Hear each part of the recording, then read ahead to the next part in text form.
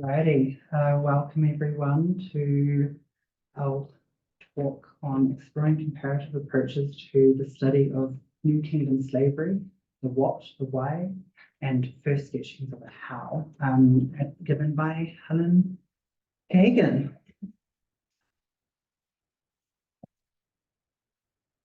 Thank you very much.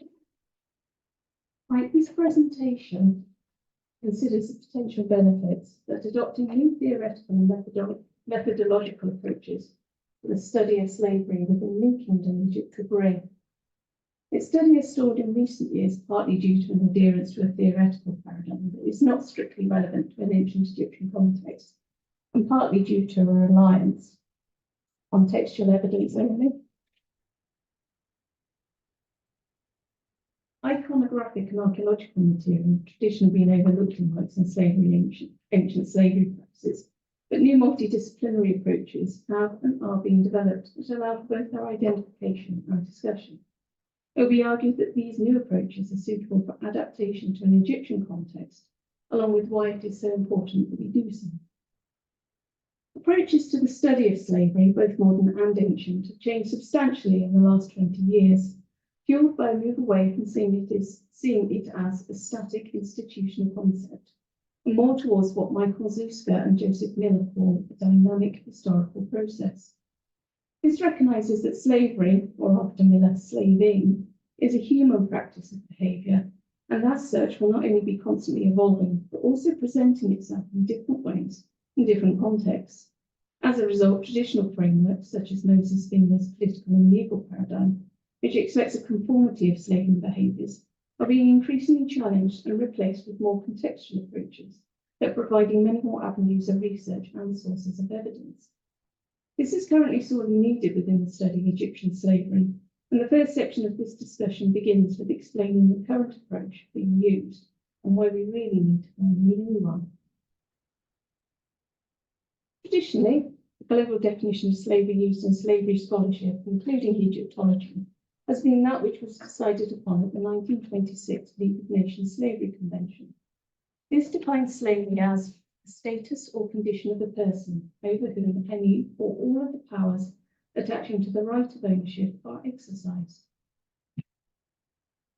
In 1926, slavery was and still is a global problem, and this declaration was aimed at providing a framework within which enslaved in modern times could be legally pursued on a global scale and held accountable for their actions.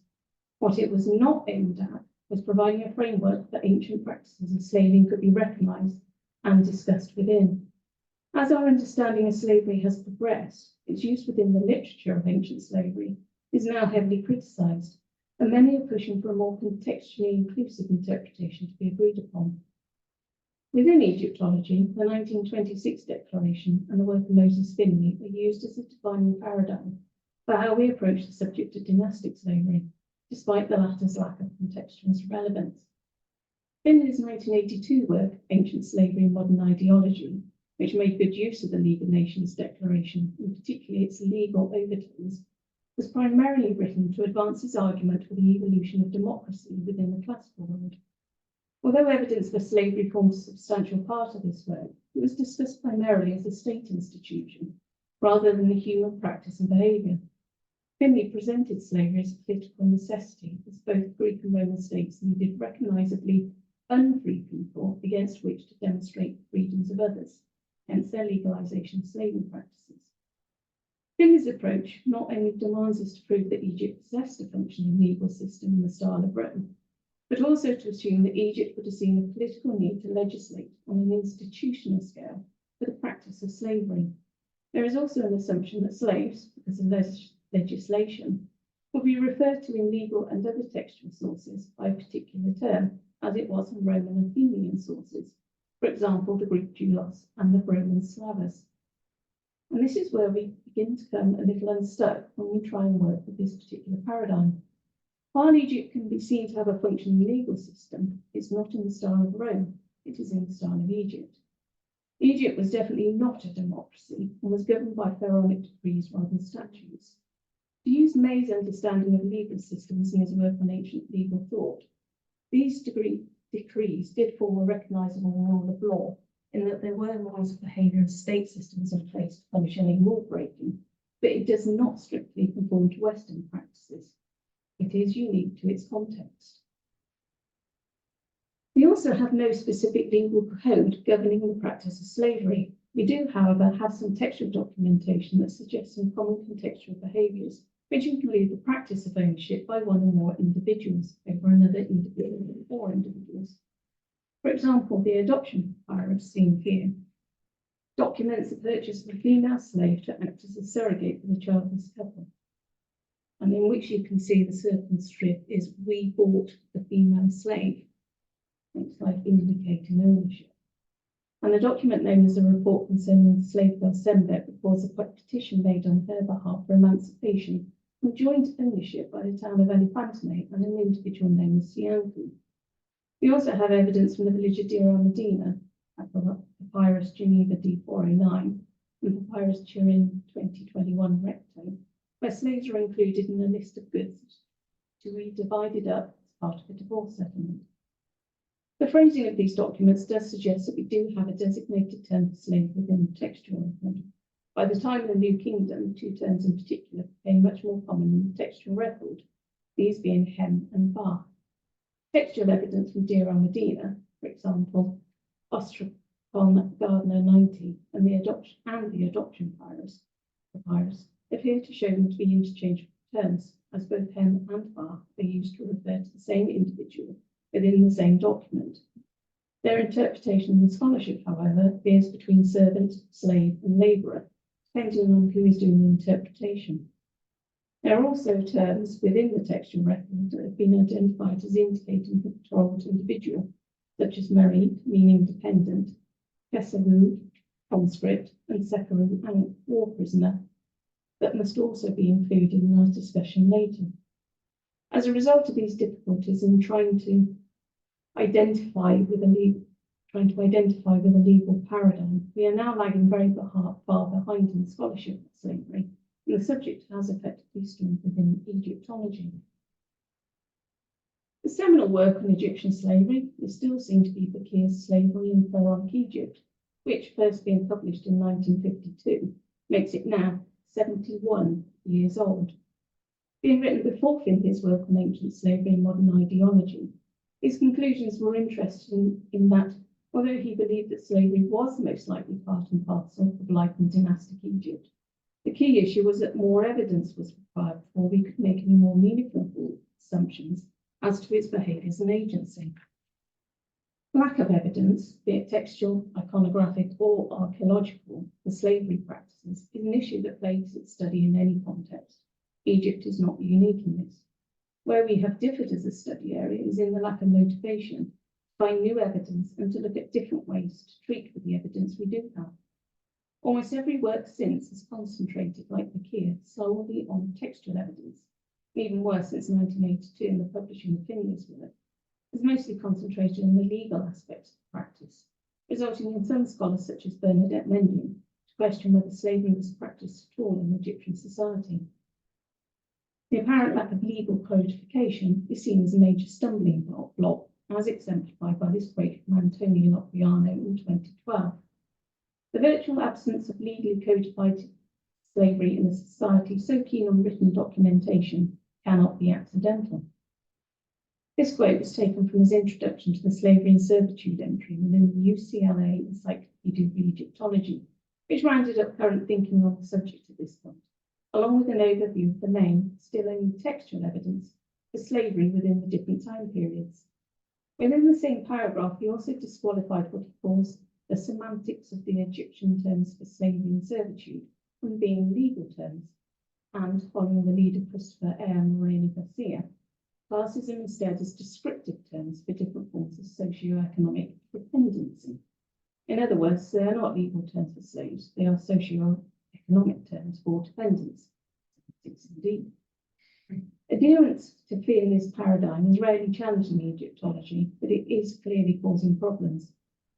It is simply not suited to an Egyptian context.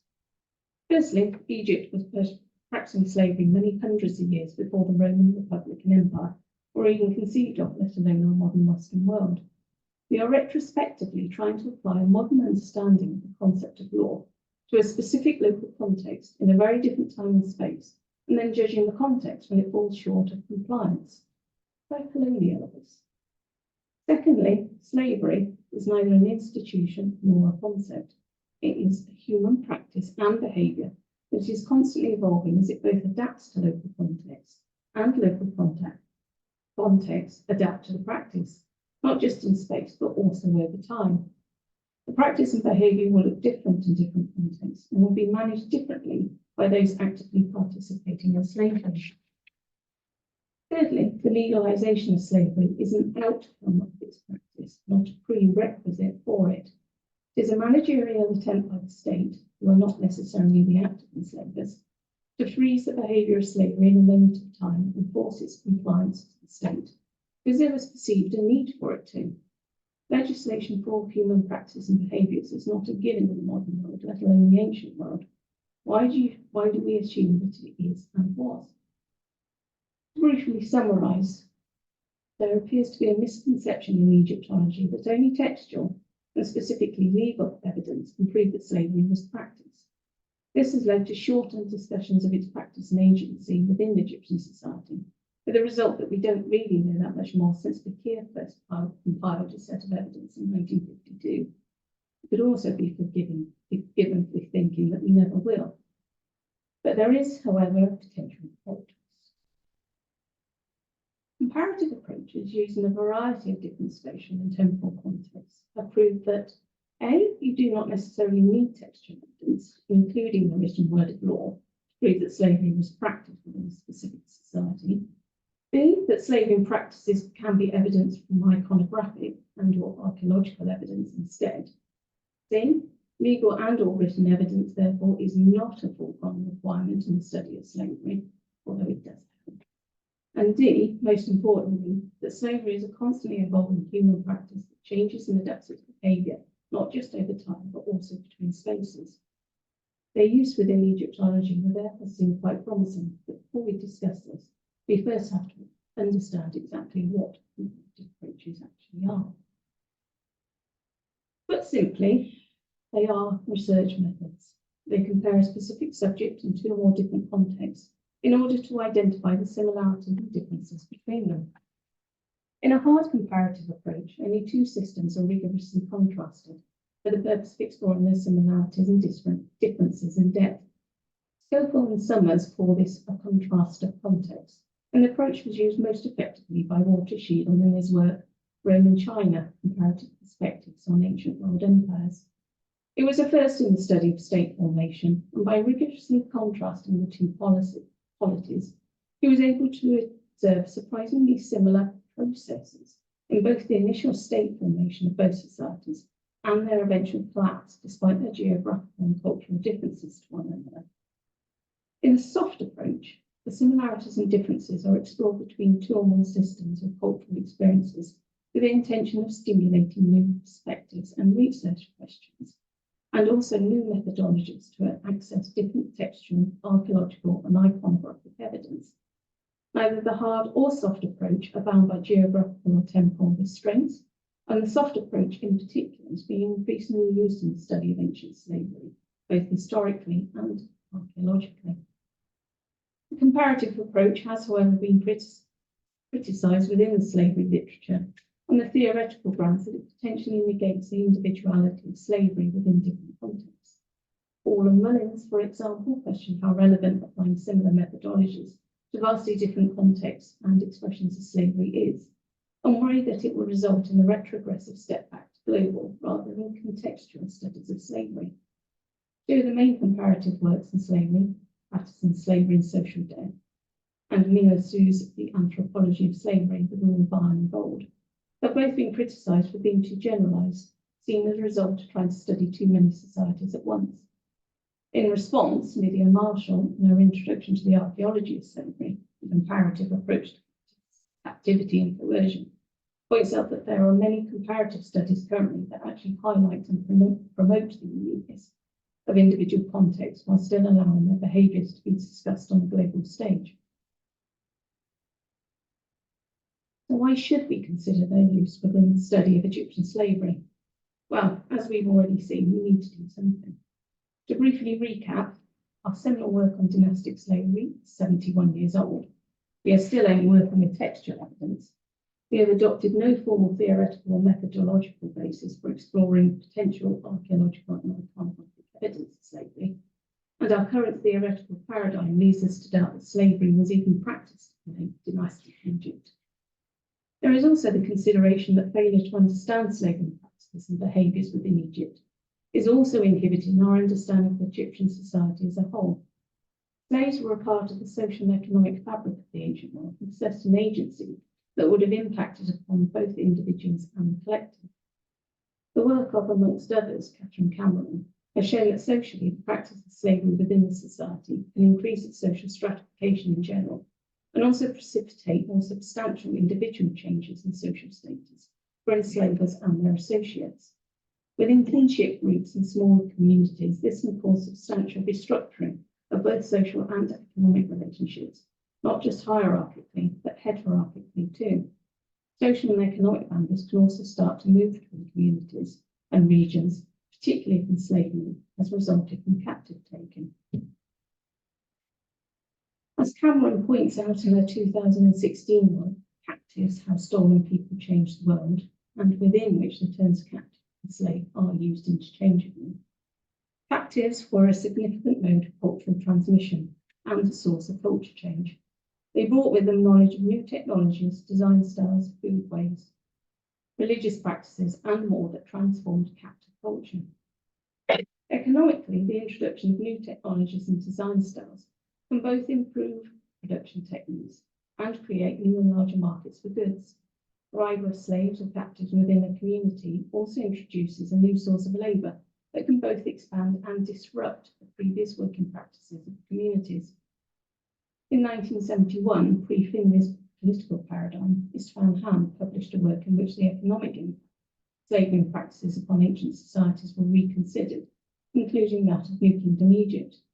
His conclusions based on textual and iconographic evidence of captive rates during this period, where the slave labour did make a significant contribution to the economy of Egypt, as they substantially increased Egypt's workforce and therefore its productive output.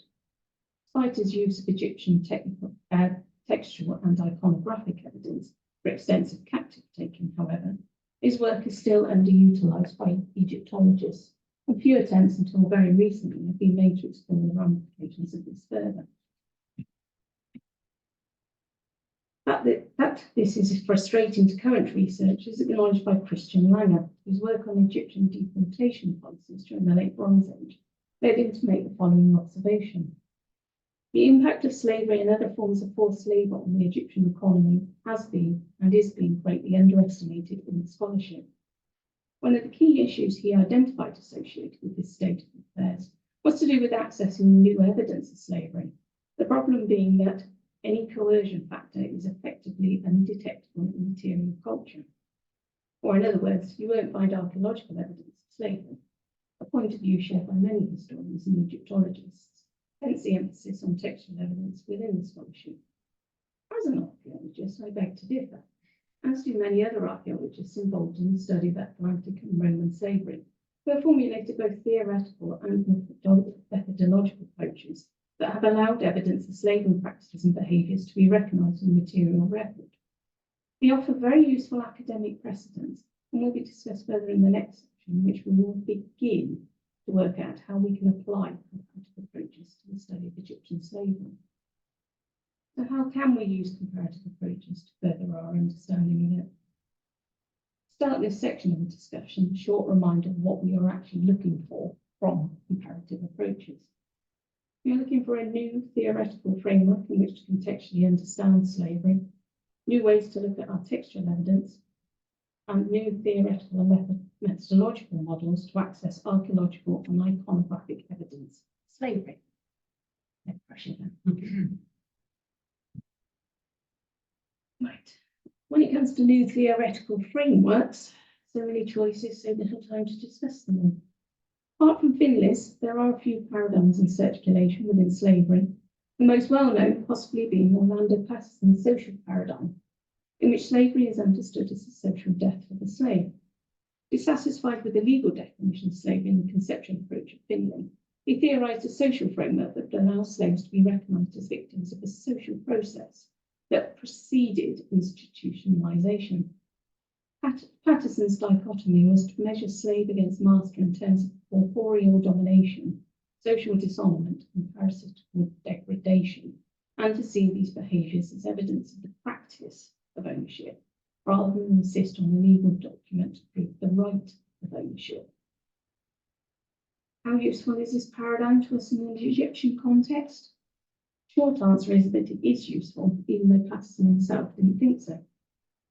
His work, Slavery and Social Death, originally published in 1982, was an ambitious and detailed undertaking that sought to provide a global understanding of slavery throughout time and space. In it, however, exactly on page 42, the practice of slavery within Egypt was both discussed and dismissed as a widespread practice in the whole 3 sentences. The main source he was using was Fakir's 1952 work, which, as we have already discussed, is a little short on evidence and only focuses on the textual record. Although Patterson was unconvinced about the potential scale of Egyptian slavery, his approach is still useful to us because of the emphasis it places on the socio-economic impacts of slavery practices and the questions it makes us ask of the broad slaving behaviours he has identified. For example, what are the ways in which one can corporeally dominate, subjugate, or coerce an individual? What behaviours does social dishonourment exhibit in Egyptian society? What would socio-economic dependency look like in an Egyptian context? Patterson's approach allows us to look away from the institutional concept of slavery and its emphasis on legal documentation, and to think more clearly of it as the human practice that it is, that did require very active participants in both slaving and enslaving behaviours. It offers a different perspective, new questions to ask, and the possibility of finding new and different evidence. Hahn's economic paradigm, which we have already touched upon, offers the same potential but from a different perspective. And like Patterson, he did see slavery as a widespread practice in Egypt, particularly during the New Kingdom period, with his argument resting on the practice of ownership of labour, rather than Patterson's corporeal whole body ownership. Diakonoff and other Assyriologists like Hahn also argues for the economic paradigm, and both were greatly influenced by Marxist theory, and specifically what Marx termed the Asiatic mode of production. To cut a very long story short, within this theory, the labour potentials of individuals were seen to be forcibly appropriated by the state to engage in economic activities that were of benefit to the state.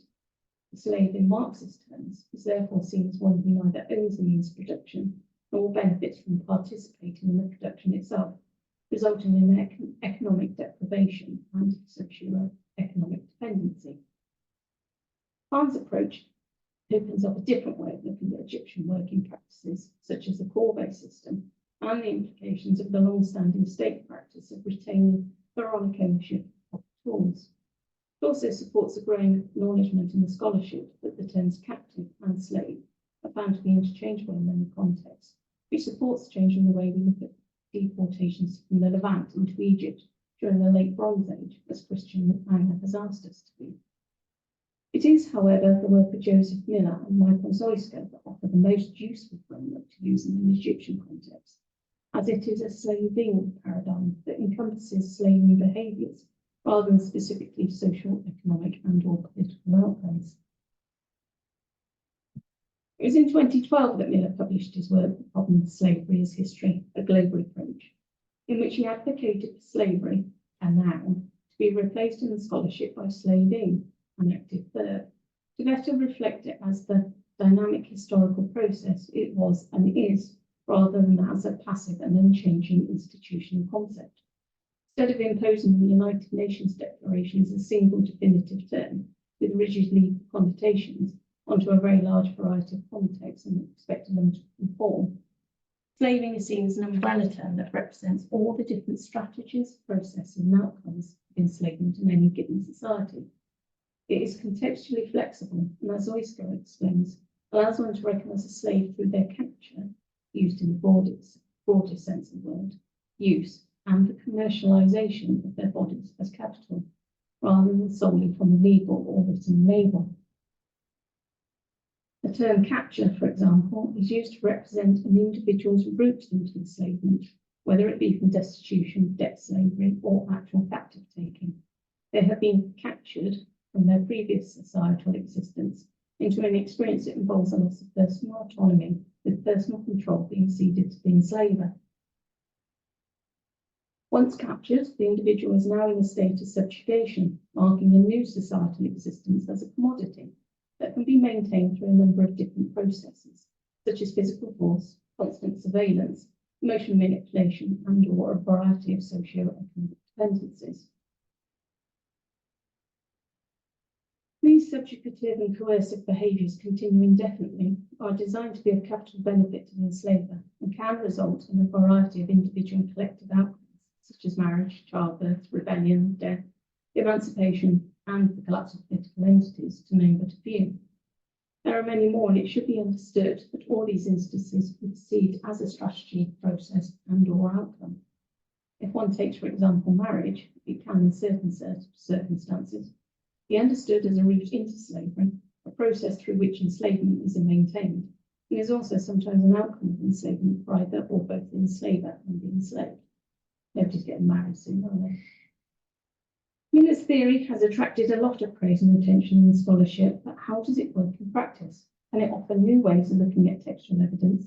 And is it robust enough to act as a framework for the development of iconographic and archaeological methodologies with which we can locate and understand new evidence of slavery? The first thing that Miller's theory teaches us is that we do not necessarily need a definitive term to recognise a slave in a textual record.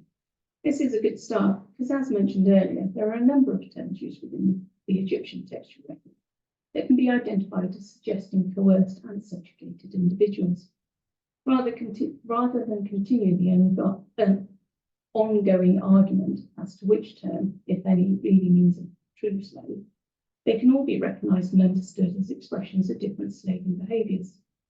For example, the terms hesabu and sekru and conscript and war prisoner can be perceived as indicating an individual's route into slavery. It is describing their capture from society and the strategy by which they are being enslaved. Looked at in this way, hesabu conscript suggests a deliberate enslavement by the state under the guise of taxation for economic and/or political purposes that are to the benefit of the state. Sekru and war prisoner is even more self-explanatory. Their route into slavery was from being literally captured during warfare. Merit dependent, on the other hand, could be describing either the strategy of the capture and/or the process of their continual subjugation through and/or by socio-economic dependency. Their basic needs, such as food, shelter, and warmth, were met by their enslaver rather than by themselves, a return for which was expected most likely in the form of physical labour. The terms hem and bark, however, suggest that the capture stage has been completed and that their designations act as one of the processes by which the subjugation is practiced. The textual context in which these terms were used at Deir al-Medina strongly suggest a low status and poor treatment, both in the meagre rations that the state and the slaves received, and the lack of personal information that can be gleaned from records, including their personal names. With these examples, we have not only been looking at the textual context of their use and assuming their meaning from the experiences associated with them, we have also been understanding the strategies and processes. In doing this, we can start to see behaviours that are also understood in global terms, such as the commodification of individuals, and to understand that war prisoners and dependents were, on some occasions at least, kept and moved around in large groups. This had a number of implications for finding slavery in the archaeological record.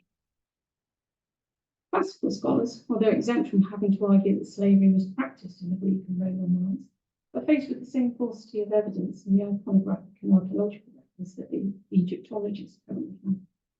The key issue being, and to paraphrasing Ian Morris, is how do you access the visual representations and material correlates of slave activities when you have no idea what they actually are?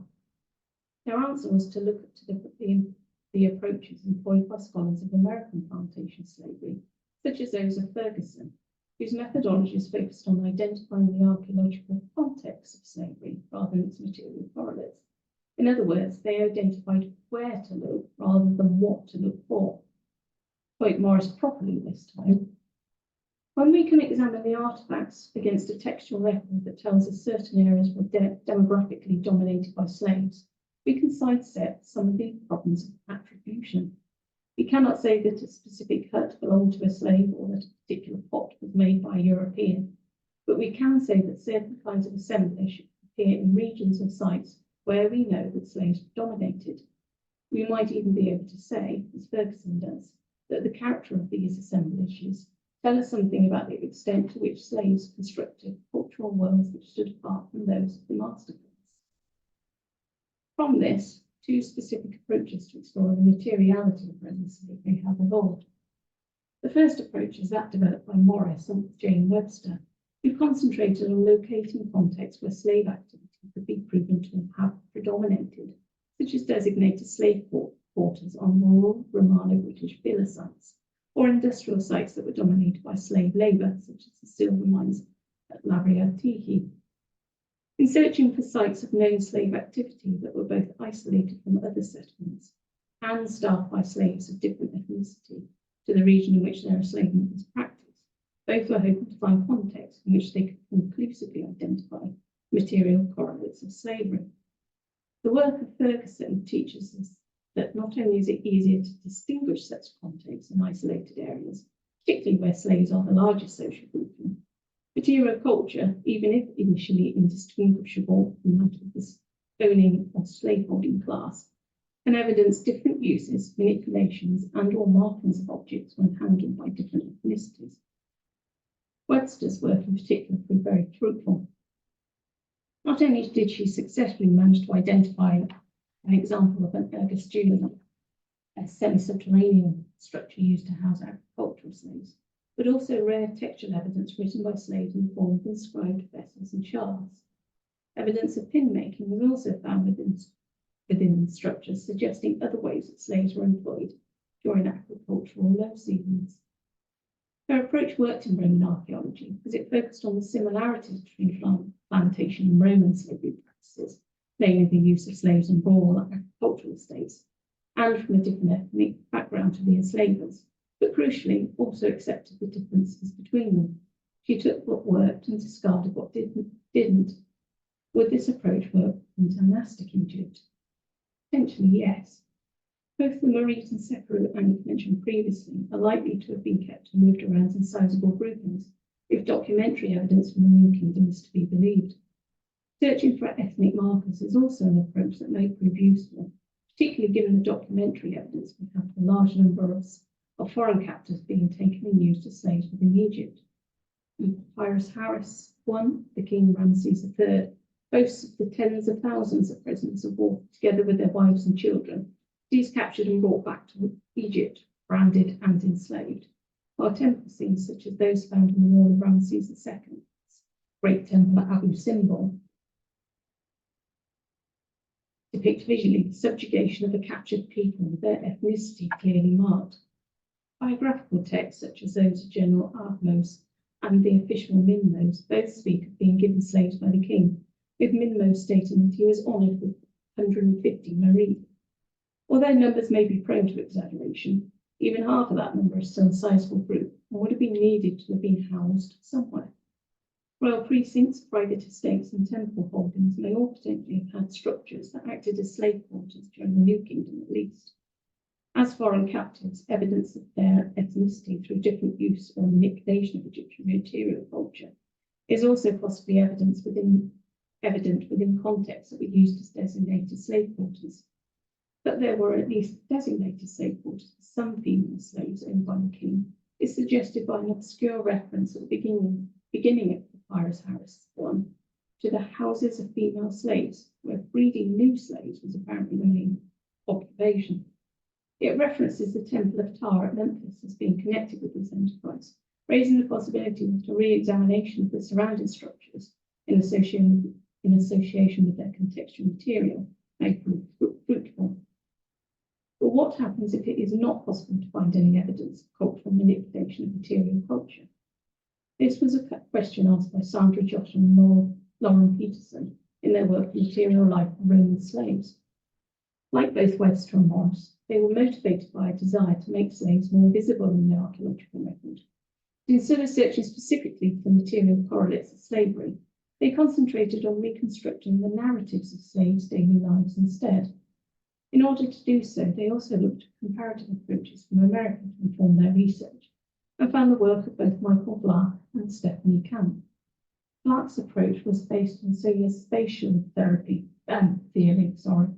All space is social and so will be marked by human behaviour, and demonstrated not only how the physical environment of the slave, be it a farm, house, workshop or villa, will have influenced and shaped the daily life of that slave, but that the slave will also have influenced that space in return. Black calls these spaces contexts of servitude, and makes the point that even though both the structures and material culture will have been chosen and known by the slaveholder, their usage will primarily have been by slaves, and that we can widen our discussion of slavery by locating and studying these contexts and the use of material found within them. In other words, material correlates do not have to be exclusive to a particular social grouping to inform the discussion. They can also be shared. Camp's work, in turn, concentrated on defining what forms of movement were either allowed or prohibited within and between these contexts of servitude, and what types of control, such as chains and shackles or surveillance, were used to enforce these geographies of containment, and how they were negotiated by the slaves. Joshua and Peterson's combined use of Black's interpretation of spatial theory and a multi-disciplinary approach allowed them to visually place slaves back within the archaeological record and reconstruct how they would have lived. Spatial geographies of Roman houses, workshops, and city streets in Ostia, Pompeii, and Herculaneum, along with villa sites at Santa Finestra in the Bay of Naples, were created to allow for reconstructions and discussions of their workspaces and working conditions, the parameters of their physical mobility, and the identification of locations for opportunities for social interactions that had taken place. For example, areas of slave activity within private German houses were located by first exploring the textual iconographic record to research which activities slave owners took in private households, such as cooking and serving food, and using this evidence to locate these spaces within each house where these activities would have taken place: kitchens, dining areas, and the corridors that led between them. These areas were then identified within the archaeological record from either their material culture, such as ovens, cooking dishes, etc., denoting kitchen spaces, and or from textual and iconographic evidence, such as the work of Vitruvius, a Roman architect who defined how the ideal house should look, in order to best promote the social standing of its owner, and also iconographic evidence, such as banqueting scenes depicting slaves serving in dining areas from the House of Triclinium at Pompeii. With this approach, not only were Joshua and Peterson able to track the movement of slaves within individual houses, they were also able to distinguish the areas where slave activity was not only present but dominated, such as kitchens and the corridors that led to it. An examination of the material culture of these contexts was then able to facilitate discussions of their spatial movements within these areas, how they could have rebelled against the constraints of servitude within these spaces, the types of objects they used, and highlight the potential for it being a social space as well as workspace. Although individual slaves are far less likely to be identified, their approach allows the experiences of slavery to become much more visceral, as through their reconstructions we can now see and follow slaves in their work and living environments. This is also a potentially useful approach to identifying slave contexts in private households and private estates, only if we knew what roles slaves actually performed. In textual evidence, it can be seen that they undertook a number of roles, such as from being a surrogate for a childless couple in the adoption papyrus, being a prostitution hinted at in the Papyrus Harris I document, to temple work as mentioned in the Annals of Tutmosis III, or even engaged in household tasks such as grinding grain or weaving cloth, mentioned in numerous documents from Deir al-Medina. And this was only from concentrating on those texts that use the specific terms of either hem or bar. If we were to look at slaves in the written record using Miller's paradigm, we'd find many more potential slaves based not on their designated term, but on their experiences, where it can be seen that they have been captured and or commodified in some way. The downside to this profusion of roles was that it left it very difficult to conclusively prove a specific context where slaves would have spent significant amounts of time. I've based previous research on the New Kingdom village of Deir el-Medina, the workman's village which housed the craftsmen who built and decorated the royal tombs during the New Kingdom. Though a number of documents exist that show slaves were present at the site, particularly during the Ramesside period, there is no one specific archaeological context where one could conclusively term it as a slave context from their working role. There were, however, indications that individual slaves could potentially be recognised from their osteological remains, if we considered how their working lives would have impacted them physically. Anne Austen's osteological work on the human remains found within Theban tomb 290, the tomb of Irinetha and his family at Deir el-Medina, revealed that only 2 females out of a total of 22 found within the mortuary context presented evidence of evernation within the knee joint, a consequence of severe osteoarthritis. Austen concluded that, unlike the majority of women in this assemblage, these elements belonged to women who would have been involved in repetitive activities that led to extreme degradation of the knees, such as grinding. That only 2 females suffered from this debilitating condition, which not only would have caused constant pain, but would have also affected their physical mobility as it worsened over time, suggests that arduous and repetitive activities, such as the grinding of grain, was a daily activity for these individuals, unlike the other 20 women in the tomb. Could we see these 2 individuals as slaves, owned by Irinetha and his family? Bioarchaeologists such as Barrett and Blakey and Rankin Hill, who have studied the remains of African and African-American slaves found in American slave contexts, may agree. Their research found extensive evidence of the physical hardships suffered as a result of their enslavement over and above that of individuals found in non-slave contexts. Deborah Martin, in her work on La Plata, a site in New Mexico dating between 1100 and 1300 AD, also used evidence of physical overwork as part of her argument for assigning slave status to 6 particular female individuals found buried at the site. But would slaves have been interred within family tombs, though? Deliberate segregation of slaves from their enslavers has been shown to be a feature of a number of slavery practices from around the world. At Deir el-Medina, there is iconographic evidence from Theban tomb 250 that household slaves were interred within family tombs. Within the central chamber of the tomb built by Ramesses scribe during the reign of Ramesses II, there is a scene that shows a group of 4 mummified figures, 3 of whom are labelled as slaves. This has led to Benedict Davies to consider this tomb as the final resting place of Ramesses' female slaves. So we do have precedent. Much more application and interrogating of these archaeological methodologies for locating slave contexts does need to be carried out before we can viably begin to use our findings as evidence. But I think it can be agreed that they do offer a great deal of potential.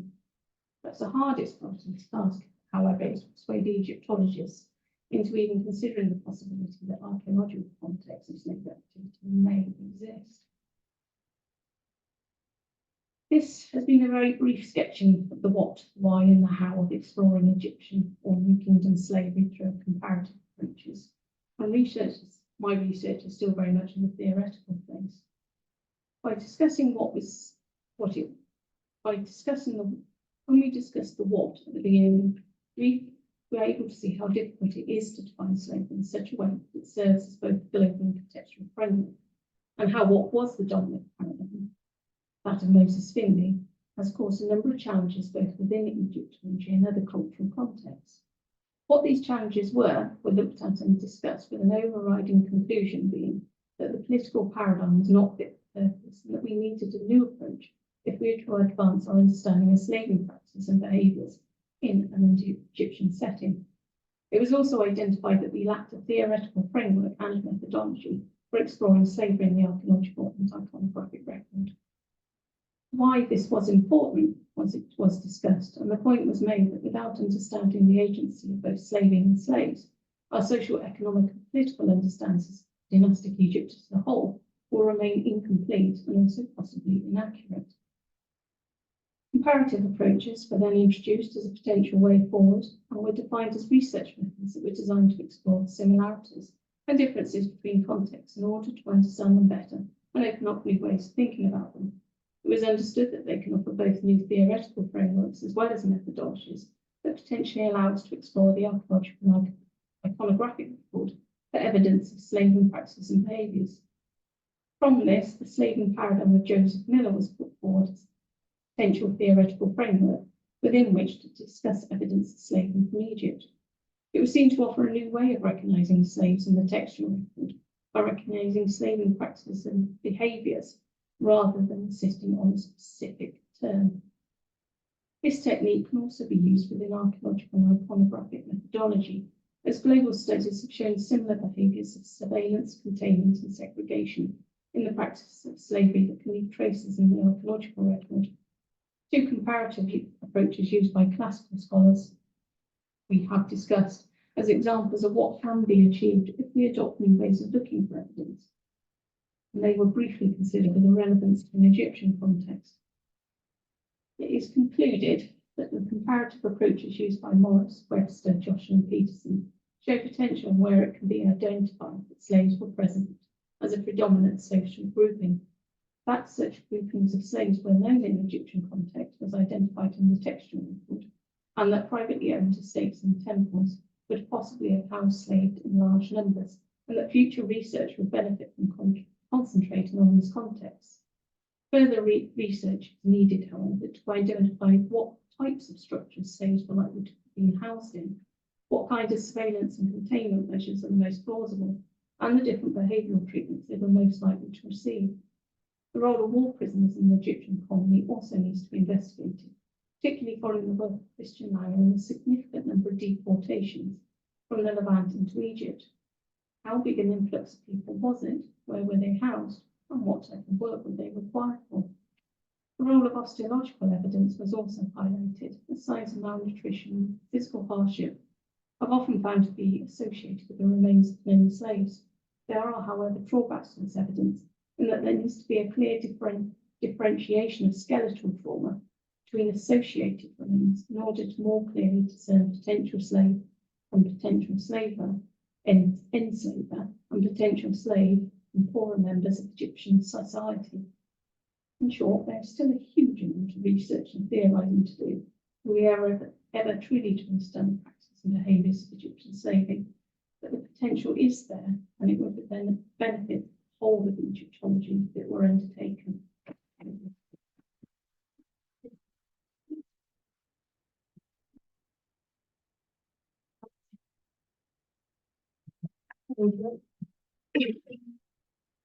Thank you so much, Helen. That was absolutely fantastic. We'll take questions from the room first, and then we'll talk to the guys on Zoom. While you guys are thinking, I have a question, if that's okay. I'm going to ask it anyway. So you talked about the fact that you focus very much on textual in existing research into slavery. So far, yes. Looking at the iconography of the pictures you've put up, there seems to be that very standard captured pose with the arms back and the knee up. Yeah. Is there any kind of iconography that you've spotted so far post that capturing stage of slaves? Is there any indicator that gives you a clue you might be looking at a slave in a picture? This is something that Maitland debates Okay. in her work, and she wrote a very good article about identifying the poor in Egyptian society because it's Egypt and it tends to focus on monumental architecture and the shinies. Yeah. The poorer members of society, even though they were the majority, tend to get rather ignored. So in the iconography, it's sort of like she identified that not so much that slaves could be identified, but that the poorer members of society could be identified from the dirty work that they did. And her conclusions were that anybody involved in work that required dirt or contact with the ground, butchery or agricultural labour, things like that, pottery, doing the grind and the grain, that was going to indicate a low status because they were seen as impure, because the elite in Egypt, they very much tried to keep themselves away from the ground. And if you look, the richer they were, the less actual work they did. So it's still true today with the elites. So that's where we go, but the problem is trying to identify the slaves within the port. Yeah. The only way we found to do so far is because of designated terms in the textual record. But we start looking at ways in which it's quite clear that they were treated as commodities in a different way from perhaps other poorer members of societies were. So if we can identify that, we can start thinking about where to look, and that's why capturing on war captives. That was why I was doing the subliminal messaging with all the photos. They were on my own, by the way. I haven't nicked them from anyone else. That's why I was putting those off. It was to say that that's probably our most fruitful area of research in slavery within Egypt to start with, because it was they follow. It's an example that sort of follows the slaving paradigm. They show the capture, they've shown the commodity, and in the texture we've got the phrases like in the adoption papyrus, sort of we purchased a slave. That's sort of that. Thank you so much, Helen. Any questions from the room? Yeah, do you want to come up, Ruben, so the mic can hear you? Sure. Will the mic pick up? Okay, you can say that. So the question I had was, because of the paradigm that you're looking at and sort of trying to break down some of the traditional understandings of slavery, Yes. how might we maybe rethink other forms of servitude in a way, such as say like the pyramid towns where people were conscripted, taken to a new location, did the thing that they needed to do by building the pyramid, and then kind of got locked in to being in that location for however long. With the slaving paradigm, we can start to look at them as slaves. This is the point about the slaving paradigm. It acts as an umbrella term for all different behaviours. And it's really good because it moves away from the standard sort of, because Finland's work, I mean, it did advance slavery forward at the time it was written, quite a lot, because it attracted a lot of new people interested in the subject. But the context of his writing it, he was very much focused on Greek history, and he was writing in America during the period of segregation. So he was influenced by his context, and he was very much focused on Atlantic slavery and Greek slavery and Roman slavery, and the similarities between them, to the point, and sort of deciding that that was his paradigm. It's interesting because he was actually working more on an economic paradigm like Hahn, but Hahn published his first, and it was after Hahn published his work started to be towards more of a political influence rather than an economic one. But it does go back to Marx's theory in the Asiatic mode of production. But if you own someone's labour, you can't sit there with your feet up while this concept of labour goes up and does the job. You have to move your whole body. So if you are conscripted, yes, you have to leave your home. You have to leave your family. Because a lot of conscripts were conscripted into the army. They were conscripted to move like in the pyramid. So home, that army, it's like health would have suffered. They were subject to obviously being fed by the government, which wasn't necessarily the same standard as diet as they would have enjoyed. It was hard, heavy work as well. And actually speaking from personal experience, when you are doing hard labour that is very, very physical and intense, you have got nothing left at the end of the day. You don't have time or the will to do anything else, apart from eat what's put in front of you or what you can scavenge and then just fall over into wherever you're sleeping. So it's very much, yes, and just Miller's and Zoyska's paradigm. Conscription can be seen, which is why I mentioned four-day labour, because even though it's technically a temporary, it's still for that period of time, they have been captured from the state that they were in and forced to labour on whatever it's doing that they hadn't actually chosen, and there were actual consequences for them, because we've seen this as Old Kingdom evidence, like there were punishments if they run away from four-day labour that were worse than just biding your time and doing the full labour. So they were punishable things. And so the punishment can be seen as a method of containment within the state of enslavement. So the outcome for some was that they were released. So instead of seeing it as, oh, they can do it for this period, it's like, no, they were captured. Their release was only at the behest of the state, though. So it was still up to the state when they were released, not when they did. So even though they were sort of may have been technically conscripted for like 2 years to build this, it may have been that they were then moved off somewhere else, then build that. It wasn't up to them when they left. But yes, it can be seen slightly. Thank you. Any other questions in the room? Yeah. Plenty of questions. Well, first of all, I want to say congratulations, Helen. That was a fantastic paper. I very much enjoyed it. It was very well structured. I And listened, I did listen. okay, so I completely agree with you. I couldn't agree more. I think moving from a paradigm that focuses on the basically passive and very static definition of individuals into a paradigm that's looking at performative action, it's really the way to go, because what we're looking at is, you know, those actions of enslaving those individuals, not who those individuals were. Although we could get to that in a minute. But so I think looking at the places and this more topographical approach to slavery, perhaps, is a really good way of looking at the practices rather than simply just focusing on the individual. Having said that, I find it is very, very difficult, as you said yourself, to identify those spaces in the archaeological record. And you're trying to do that for Del Medina. You have been trying to do that for Del Medina. But some of the examples that you have shown us are from funerary evidence.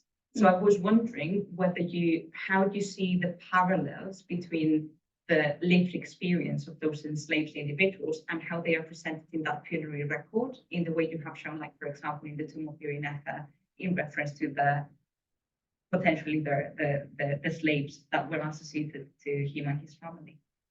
Yeah, I think the two I chose, I mean, they did answer our argument, but the other thing was to present that the three in Irinetha's tomb, they were obviously they achieved something. These were household slaves at Deir al-Medina. But the two examples show the extremes of behaviour that can happen in the enslaved state. It's something we see in Rome as well, and Athens. It's like you can either end up like you can either end up working at the Greek silver mines as a slave and suffering a very harsh existence, or you can be taken off and actually run a business for your master and be able to own your own slaves and have access to all sorts.